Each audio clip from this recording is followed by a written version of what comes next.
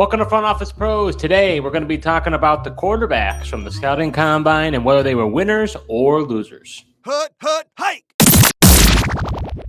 So for this episode, we won't be talking about Caleb Williams, Drake May, or Jaden Daniels because they elected to not participate in the combine. We will have to wait until their pro day to be able to give our thoughts on those guys. But for those who did perform, Joe, let's talk about your guy first. Quarterback J.J. McCarthy out of Michigan.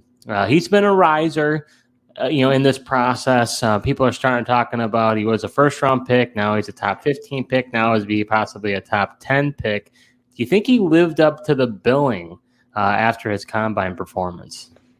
You know what's interesting? I see so much buzz about him from like the NFL people, but then of course you got the hostile people of Twitter, and there's so many mixed reviews. Like people are saying like he can't throw, other people are saying like he looked good. Personally, I thought he looked good. He showed off some accuracy on the deep ball. He did. I mean, he missed a couple throws, but not every throw is going to be perfect. But I think he did what people wanted to see from him. And I think I liked the fact that all I kept hearing up until this was how skinny J.J. McCarthy is and everything like that. And he's just, he needs to put on weight, this and that. Well, he weighed in at the combine at 219, which I think really helped him. Bo Nix was 214, Caleb Williams 214, Drake May 225. Looks like they didn't have Jaden Daniels' weight, but you can see he's right up in there with the heavier guys, and you don't see people saying Bo Nix is too skinny, Caleb Williams is too skinny, and he's right up there in weight with these guys. Yeah, I think when it comes down to his throwing, I would say, because obviously you've got your Michigan bias going on here. I think when it comes to McCarthy, I think he did all right. I think his timing, I think, is good. He had a few balls that sailed on him. I wasn't all that impressed with him on the deep ball, but I did think he looked better than others. So I don't think he was – nobody came out here, in my view, and had like a C.J. Stroud combine performance like we saw last year that really was like, wow, it was really impressive, really allowed him to rise. So I think McCarthy did it okay. One thing I do want to make a comment, though, is, and we talked about this a little bit off air here, his hand size was 9. Okay? You called Kenny Pickett baby hands, and I think it was 8 5/8. So we're not talking that much bigger of a hand size, but I'm not hearing you call J.J. McCarthy baby hands. No, but I really haven't seen that be an issue for J.J. McCarthy either. Pickett had fumbling issues, and then people were attributing his fumble issues to his hand size. J.J. McCarthy's played in the cold. He's played in rainy games. Michigan plays outdoors. He's played in the snow and excelled against Ohio State. So I just haven't seen that impact him at all or really be of concern to this point. Yeah, I would say for me, maybe he's a slight winner. I'm kind of lukewarm on him. What do you That's think? the thing. I don't know how to attribute it. I do think he's somewhat of a winner, but he didn't go out and do anything like I wouldn't have expected for him. I think he showed his accuracy on the out routes, and he has good timing. And yeah, did he hit a guy in stride way down the field like Joe Milton can? No, but Joe Milton also has just an incredible arm and, amazing deep ball, but Joe Milton's not good at the intermediate stuff, and that's why he couldn't even hack it at Michigan. Now let's talk about that former Michigan quarterback, Joe Milton. I'm very curious your thoughts on him. How do you think he performed? I think he performed well. Like I said, this guy can just absolutely uncork it and throw an absolute beautiful deep ball. Nobody questions that. I just more so question, can he, his ability to read the field at the NFL level, go through some progressions and excel at that type of stuff and hit the intermediate stuff. But you talk about ability to throw a deep ball and hit guys on the run and these speedy guys. There's going to be nobody better. He's 6'5", 235. Like you said, guy's got an absolute cannon for an arm. I'm actually a little surprised that people aren't talking about him more. I think during the Senior Bowl, in my view, he was a little erratic. And I think that, in my view, in my limited time in looking at him, that's kind of how I would view him. He's raw. He's very erratic. If he can just polish it up a little bit more, this guy could be, I think could be really, really good. But the problem is just, like you said, his accuracy, Isn't necessarily the greatest, but he's got a bullet. He throws a bullet. I don't know. It's just he's an interesting one. I think he's a guy that I don't know where he'll go in the draft. I wouldn't be surprised if he goes maybe is this too high? Maybe third round, just based on pure potential. Yeah, I mean, I guess we'll see how this quarterback thing shakes up, but I think third round could be a little high. I could see him going a little later. But he is a tantalizing prospect, and if you had, teams always say it's best to take a quarterback when you don't need one. Well, I mean, he's a guy you could take in the later rounds, as we're alluding to, give him a chance to develop, and with the right coaching, I mean, he could turn into something. I mean, athletic ability, he's got the athletic ability. He showed that he can throw the ball 62 miles per hour in that test there, so he's got the arm.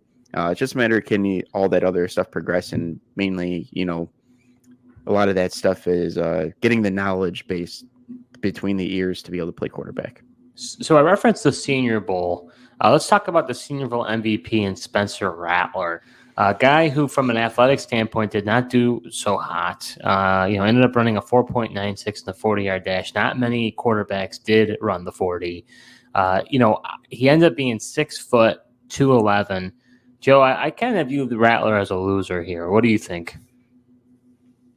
Yeah, I think I would probably view him as a loser as well. I think coming into this, a lot of people were talking about Spencer Rattler coming off of that big Senior Bowl performance and him getting the MVP, and people were like starting to gain buzz. Like, why isn't this guy being talked about as potential? Maybe you wait on quarterback in the first round if you're in the middle rounds, and get a other need and then wait till the second round or something and take Spencer Rattler. But yeah, I didn't think he impressed that much to make teams possibly comfortable with that, and I didn't feel like he really moved up. So I would kind of have him as a loser here. Well, it's interesting because Peter Schrager was talking about this, the guy in the middle rounds that people were really buzzing on. But I'll tell you, we are talking fantasy here at this point, right? I mean, we are talking NFL evaluation. We like to talk about from an NFL standpoint, but obviously our channel is dedicated to fantasy football. This is a guy that I'm not really thinking about at all. I'd rather fly. If you're going to take a late round flyer, I'm going to fly on Joe Milton because I think his potential is immense. Spencer Rattler got beat up by Caleb Williams. Ended up getting transferred to South Carolina. He did okay. I just think he's more of just a backup guy. I don't really see the potential there for Rattler. Yeah, I agree. I think he could be a decent backup, and maybe if he's able to, sit behind somebody kind of like Milton, get some coaching, maybe he turns out to be better.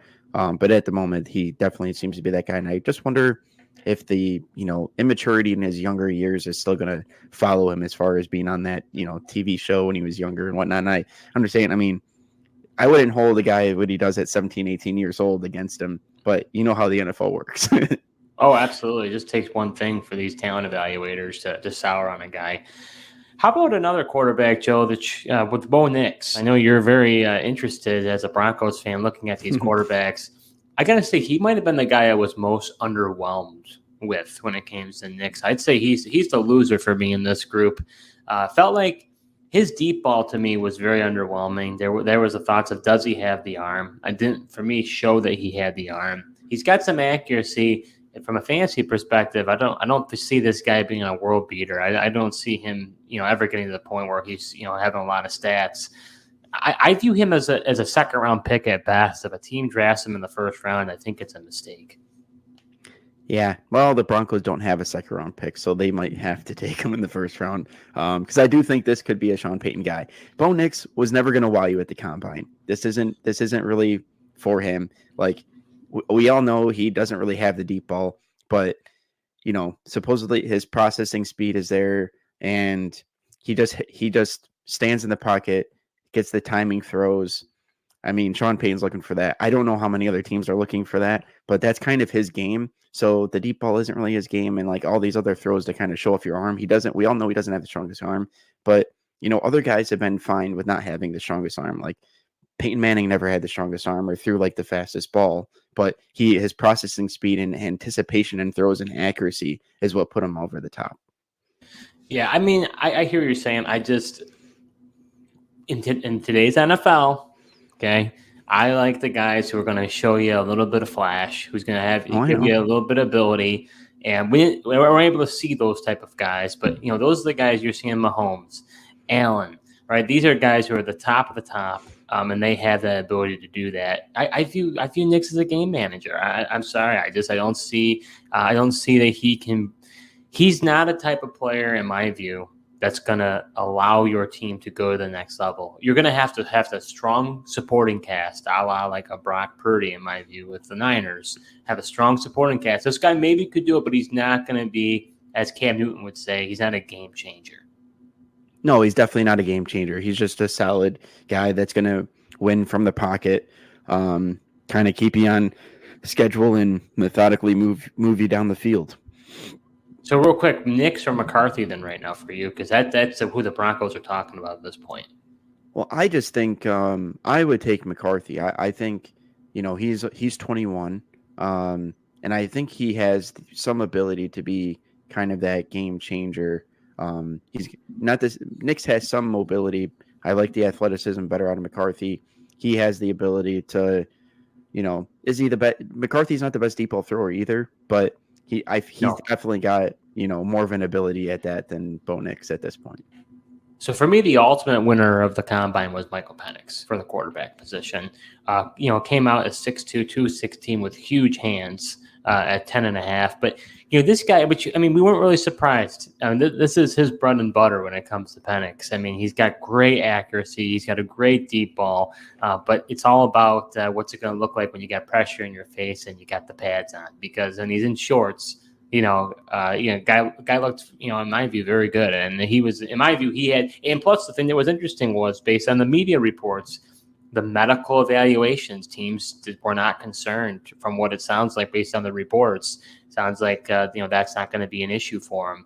And he's had a injury-riddled career so far. So if that is the case, in my view, I think Penix has leapfrogged Nix.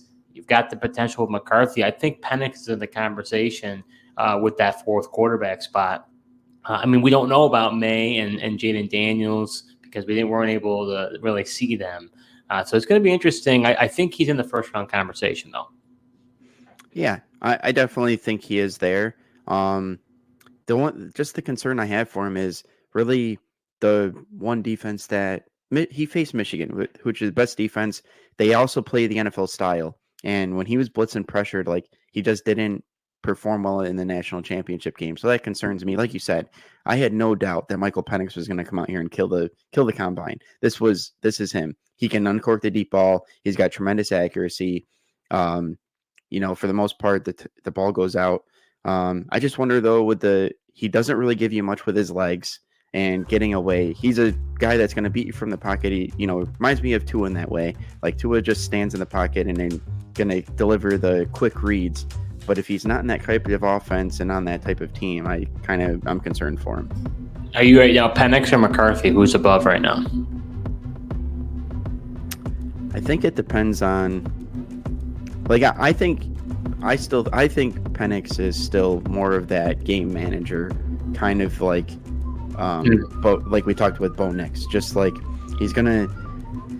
It's tough because in the NFL you need a guy that's going to beat you from the pocket. He can absolutely do that, but then there's also times where you need guys to kind of, buy a little time for you, and I just don't know if Penix can quite do that. Wait, did I just hear you say to buy a little bit of time? Yeah, everyone's got to buy a little time. Well, I know, but that's my calling card, and you're like, No. There's a difference between buying a little time and just unnecessarily scrambling out, and not taking your eye, stop looking downfield and everything like that. But yeah, I think as far as ceiling of potential, I would still have McCarthy over Penix, but Penix is very solid, and if he goes to the right system, he's gonna be good, and I think he'll be fantasy relevant, unlike a Bo Nix. So the combine is all complete. We got to see the quarterbacks, or at least some of them, do the drills. That was Joe and I's evaluations on these guys. Very excited to see what Drake May, Jaden Daniels, and Caleb Williams have in store for their pro days, but we will have to wait. We're going to be talking about the combine as far as running backs, receivers, tight ends, and defense. Make sure you check that out. Thank you so much for watching, and until next time.